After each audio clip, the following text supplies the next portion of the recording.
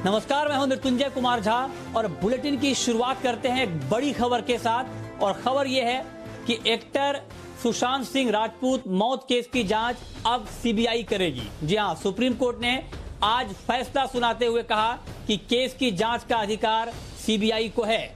Supreme court ने बिहार में दर्ज एफआईआर को भी सही ठहराया है। साथ ही मुंबई पुलिस को जांच में सहयोग करने का आदेश दिया है। तो ये आज की एक बड़ी खबर। और अब आपको बताते हैं कि आज के अपने महत्वपूर्ण फैसले में सुप्रीम कोर्ट ने क्या क्या बड़ी बातें कही हैं, क्या क्या महत्वपूर्ण बातें कही हैं। पहला तो ये कि सुशांत सिंह राजपूत केस की जांच अब सीबीआई करेगी। दूसरा ये कि मुंबई पुलिस सभी दस्तावेज सीबीआई को सौंपे, ये बात सुप्रीम कोर्ट ने कही है। तीसरी महत्वपूर्ण बात यह कि जांच में महाराष्ट्र सरकार को सहयोग करना है, सहयोग के निर्देश दिए गए हैं। इसके अलावा केस में कोई और एफआईआर दर्ज हो तो सीबीआई को भेजा जाए। और पांचवी महत्वपूर्ण बात यह कि अब राज्य सरकार से परमिशन लेने की जरूरत नहीं है। जी हां, ये बहुत महत्वपूर्ण बात है और ये कुछ बड़ी बातें कही हैं। और छठी बात यह कि एफआईआर सही थी और सीबीआई जांच की सिफारिश भी सही थी। सातवां यह कि रिया चक्रवर्ती की अर्जी खारिज कर दी गई है। आठवीं महत्वपूर्ण बात यह कि महाराष्ट्र सरकार और मुंबई पुलिस को इस फैसले के बाद एक देखें तो बड़ा झटका लगा है और अब सीबीआई की टीम जांच के लिए मुंबई जाएगी। तो ये आज की एक महत्वपूर्ण खबर, बड़ी खबर। अब सुशांत सिंह राजपूत केस की जांच सीबीआई को सौंप दी गई है।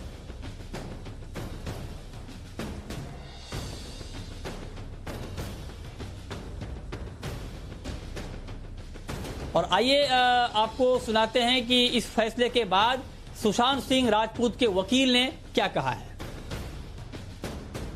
आज बड़ी भारी विक्ट्री है सुशांत सिंह के परिवार के लिए। ये एक लड़ाई हम लड़ रहे हैं 2 महीने से ज़्यादा से, सुशांत को जस्टिस दिलाने के लिए, उनके परिवार को जस्टिस दिलाने के लिए। और इतने अड़चने आ रही थी, इतने बाधाएं पड़ रही थी। मुंबई पुलिस ने इसको दिशा बिल्कुल गलत दिशा दे रखा था। और आज सुप्रीम कोर्ट ने बड़ा स्पष्ट शब्दों में कह दिया है कि मुंबई पुलिस ने जो भी इन्वेस्टिगेशन किया उसका बड़ा लिमिटेड दायरा था, उसमें कोई इन्वेस्टिगेशन नहीं था। कोर्ट ने यह भी कह दिया है कि पटना पुलिस में एफआईआर रजिस्टर करने की अब बिल्कुल जुरिस्डिक्शन था। कोर्ट ने यह भी कह दिया है कि बिहार सरकार सीबीआई को रेफर कर सकता था मामले को। लेकिन इन सब के बावजूद कोर्ट ने सबसे बड़ी बात यह कह दी है कि इस सीबीआई इन्वेस्टिगेशन को हम अपने कोर्ट का भी स्टैंप दे रहे हैं और कोर्ट की तरफ से भी कह रहे हैं कि ये सीबीआई से ही होनी चाहिए। तो ये आपने सुना वकील का बयान। लेकिन अब चलते हैं मुंबई और जहां से हमारे संवाददाता राजीव रंजन इस पूरे मामले को ट्रैक कर रहे हैं, हमारे साथ जुड़े हैं। राजीव, सुप्रीम कोर्ट का फैसला आया और दिल्ली से जब ये खबरें आई तो मुंबई में हलचल ज्यादा है। तो मुंबई में इस वक्त क्या चल रहा है, किस तरह की हलचल हो रही है सुप्रीम कोर्ट के इस फैसले के बाद? देखिए, मुंबई में जैसे सुप्रीम कोर्ट का फैसला आया जिसमें साफ साफ कोर्ट ने कह दिया कि ये कोर्ट का स्टैंप है, यानी कोर्ट की तरफ से भी कहा गया है कि सीबीआई जांच है। अब मुंबई में प्रशासन में हलचल मचना शुरू हुआ। सबसे पहले जैसे ही फैसला आया उसी समय जो आईओ हैं, यानी जो ऑफिसर हैं, वो सीधा पुलिस कमिश्नर के साथ मुलाकात की। परमवीर सिंह से मुलाकात हुई। मुलाकात के बाद अब इसके बाद तुरंत एक आनन फानन में होम मिनिस्टर की तरफ से एक बैठक बुलाई गई जिसमें होम सेक्रेटरी और बाकी ऊंचे अहदे के लोग भी थे। यानी कुल मिलाकर जिस तरह से फैसले आने के बाद, सुप्रीम कोर्ट के फैसले आने के बाद तुरंत में सारी कवायदें शुरू हो गई और सारे अधिकारियों की भाग दौड़ शुरू हो गई। अब जिस तरीके से अब यहाँ स्थिति ऐसी आई है कि जो सीबीआई की टीम है वो कल तक यहाँ मुंबई में पहुंच जाएगी और अपनी जांच शुरू कर देगी। सीबीआई को सारे दस्तावेज उन्हें सौंपने होंगे। यानी सीबीआई को जो दस्तावेज जो मुंबई पुलिस ने अब तक जो जांच की है वो सारे दस्तावेज उन्हें सौंपने होंगे। साथ साथ मुंबई को यानी महाराष्ट्र सरकार को सीबीआई से कोऑपरेट करना होगा, सहयोग करना होगा।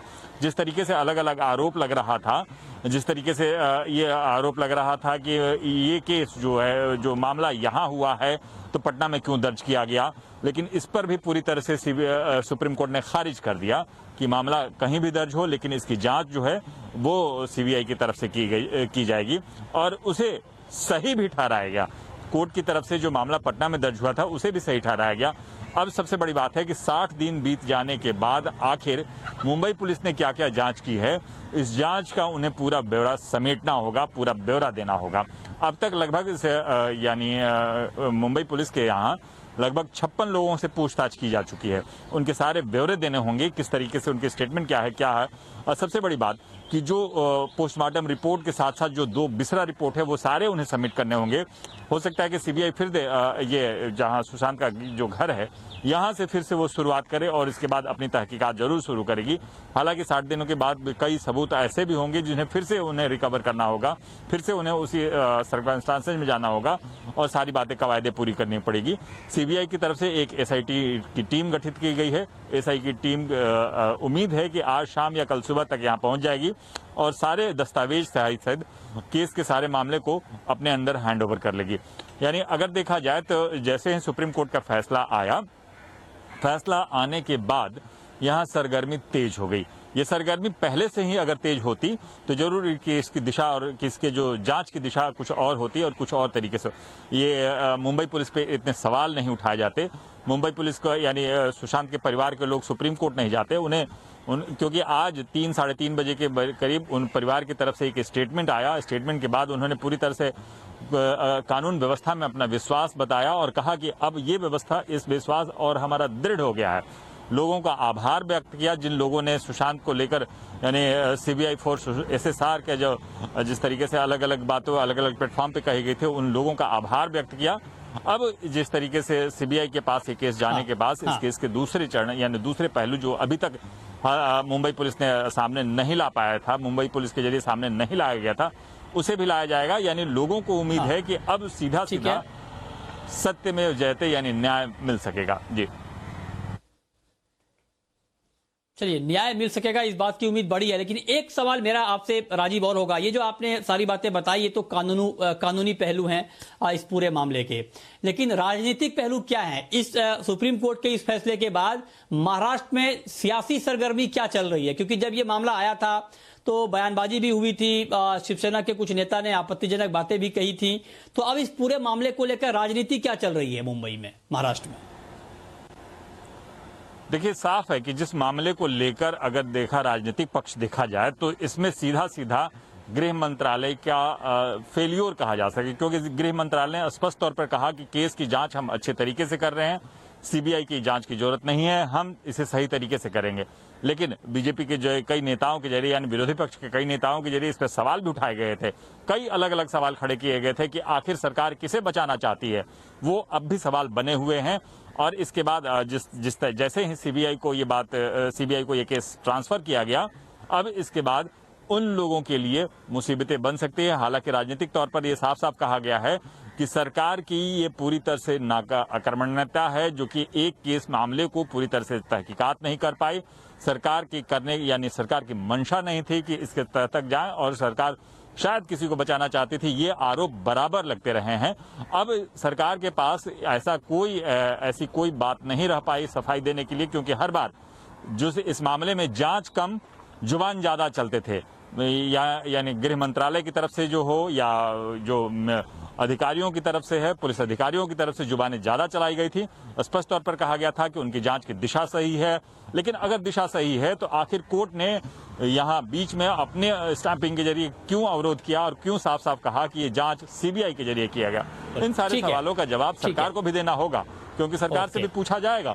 हालांकि जैसे ही गृह मंत्री से इस बात की जानकारी पूछी गई कि आखिर सुप्रीम कोर्ट के तहत ये सीबीआई को केस दे दिया गया, उन्होंने स्पष्ट कहा कि अभी तक हमारे पास आदेश नहीं आया, आदेश की विवेचना करने के बाद हम इस पे कुछ कमेंट करेंगे या कुछ वक्तव्य देंगे।